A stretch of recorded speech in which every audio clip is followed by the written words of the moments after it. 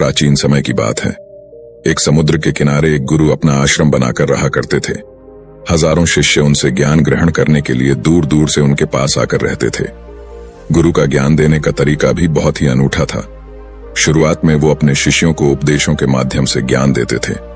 उसके बाद वो अपने शिष्यों को उस ज्ञान का अनुसरण करने के लिए कहते थे, उस ज्ञान को अपने व्यावहारिक जीवन में उतारने को कहते थे। एक बार उस आश्रम में एक सम्राट अपने बेटे को लेकर पहुंचा। उस सम्राट ने उस गुरु से प्रार्थना की और कहा कि आप मेरे बेटे को अपने आश्रम में रहने दें और अपने तरीके से उसे ज्ञान दें। उसे इस आश्रम में बिल्कुल भी ऐसा नहीं लगना चाहिए कि वो किसी सम्राट का बेटा है। उसे बिल्कुल साधारण शिष्यों की तरह ही ज्ञान देने की कृपा करें। गुरु ने मुस्कुराते हुए कहा कि सम्राट ज्ञान इसी तरीके से लिया जा सकता है। अगर तुम अपने आप को दूसरों से महान समझोगे तो तुम ज्ञान ग्रहण नहीं कर पाओगे। अगर तुम्हें ज्ञान ग्रहण करना है तो तुम्हें दूसरों की तरह अपने आप को साधारण समझना होगा। यही ज्ञान ग्रहण करने की सबसे पहली सीढ़ी होती है। तुम निश्चिंत रहो, आज से तुम्हारे बेटे की जिम्मेदारी मेरे कंधों पर है। यह कहकर गुरु सम्राट के बेटे को अपने साथ लेकर समुद्र के किनारे टहलने के लिए निकल गए। आश्रम के बाकी सभी बच्चे उस सम्राट को देख रहे थे। सम्राट अपने बेटे को अपने रथ पर बिठाकर लाया था, जिससे सभी बच्चे समझ गए थे कि यह बच्चा सम्राट का बेटा है। इसी वजह से आश्रम के सभी बच्चे सम्राट के बेटे की तरफ आकर्षित हो गए थे। जब गुरु सम्राट के बेटे को लेकर समुद्र पर टहल रहे थे तो सम्राट का बेटा अचानक फूट फूट कर रोने लगा, क्योंकि अभी वो सिर्फ 12 वर्ष का था और 12 वर्ष की आयु में उसके पिता उसे अपने से दूर करके चले गए थे। ये सदमा वो बच्चा सहन नहीं कर पा रहा था। वो नहीं समझ पा रहा था कि उसके पिता उसकी भलाई के लिए उसे उस गुरु के पास करके गए हैं। उसे रोते हुए देखकर गुरु ने कहा कि बेटा, मैं तुम्हें चुप नहीं करूंगा। हो सकता है कि आज मैं तुम्हारे आंसू पोंछ दूं, लेकिन कल तुम फिर अपने आप को अकेला पाओगे। याद रखना, जीवन में इंसान अकेला आता है और अकेला ही जाता है। जितनी जल्दी जो इंसान इस बात को समझ लेता है, वो उतनी जल्दी आत्मज्ञान के रास्ते पर निकल जाता है। गुरु ने अपनी बात आगे बढ़ाते हुए कहा कि जो इंसान अकेला रहना सीख लेता है वही खुद से प्यार कर पाता है, और जो खुद से प्यार करना जानता है वो किसी के भी जाने का अफसोस नहीं करता, क्योंकि वो खुद से ही प्यार करता है। धीरे धीरे तुम आश्रम के माहौल में ढल जाओगे। शुरुआत में तुम्हें समस्या आ सकती है, लेकिन कुछ दिनों के बाद तुम इसे आत्मसात कर लोगे। उसके बाद तुम्हें यही जगह बहुत अच्छी लगने लगेंगी।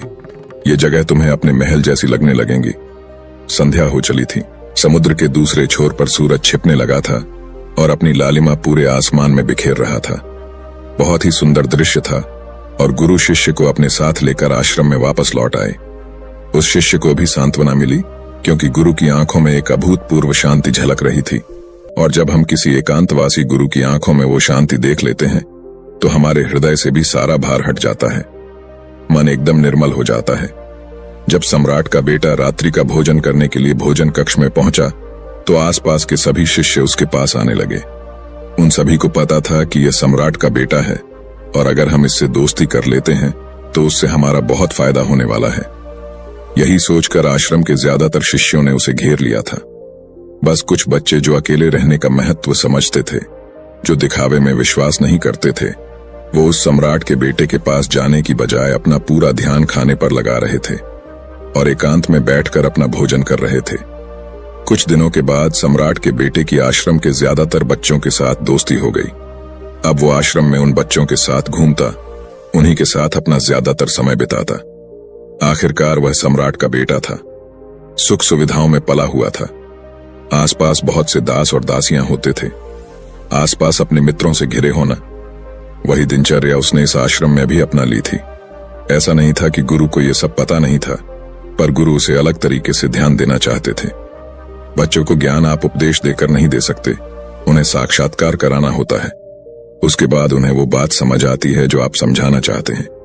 गुरु को ये बात पता थी कि अगर मैं इसे बोलकर बताऊंगा तो ये कभी समझ नहीं पाएगा।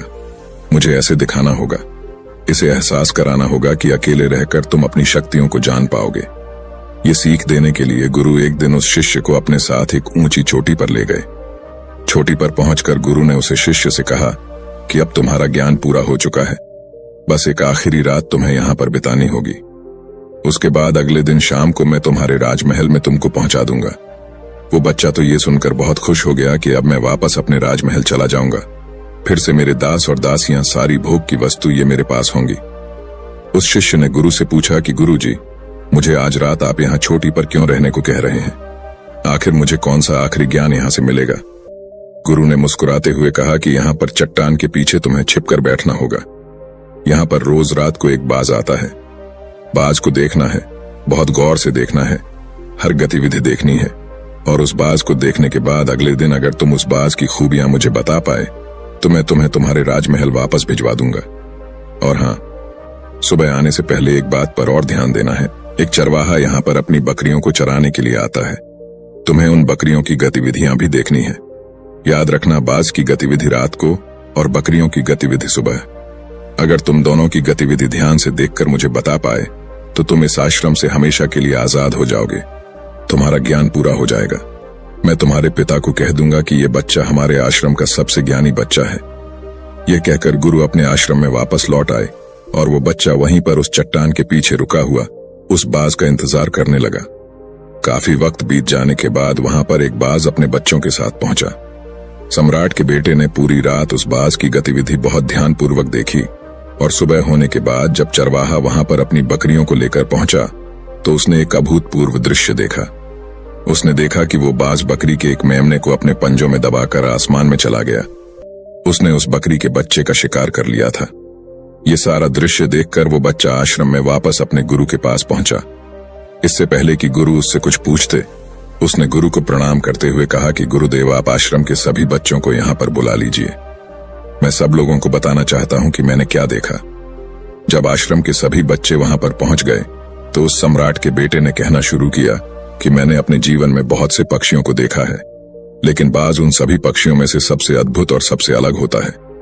उदाहरण के लिए, एक तोता हम सभी ने देखा है। तोता बोलता तो बहुत है, लेकिन कभी ऊंचा आसमान में नहीं जा पाता। लेकिन एक बाज जो कि हर समय शांत रहता है, वो आकाश को भी छू सकता है। उसमें आकाश को छू लेने का सामर्थ्य होता है। जब भी एक बाज अपने शिकार को निश्चित कर लेता है तो वह उसी शिकार पर अपनी नजरें लगाए रहता है, चाहे वो कितनी भी ऊंचाई पर क्यों ना हो, चाहे कितना भी खतरनाक तूफान क्यों ना आ जाए, लेकिन उसकी नजर हमेशा अपने लक्ष्य पर स्थिर रहती है। आज सुबह जिस बाज को मैंने देखा, उसने हर बकरी को अपना शिकार नहीं बनाया, बल्कि उस बकरी के झुंड में से उसने उस बकरी के मेमने को अपना शिकार बनाया।